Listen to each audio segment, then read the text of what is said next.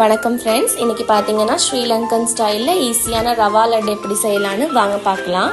இதுக்கு தேவையான பொருட்களை நான் மெஷர்மெண்ட்டோட உங்களுக்கு முன்னாடி காட்டியிருக்கிறேன், நோட் பண்ணிக்கோங்க.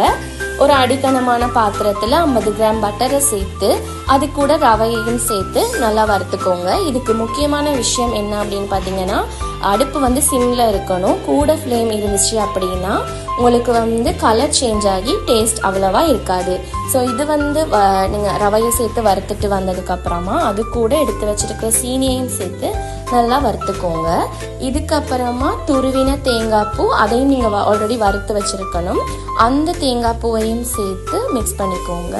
இதுக்கப்புறமா எடுத்து வச்சிருக்கிற ப்ளம்ஸ் மற்றும் நிலக்கடலையும் சேர்த்து அது கூடவே பார்த்தீங்கன்னா ஏலக்காய் பொடி, அதையும் சேர்த்து நல்லா மிக்ஸ் பண்ணிக்கோங்க.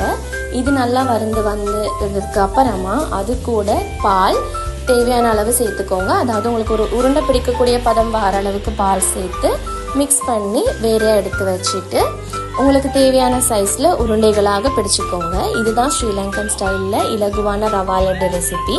நீங்களும் ட்ரை பண்ணி பார்த்துட்டு எப்படி இருக்குதுன்னு சொல்லுங்கள். மேலும் இது போன்ற வீடியோக்களுக்கு எங்களுக்கு சப்போர்ட் பண்ணுங்கள்.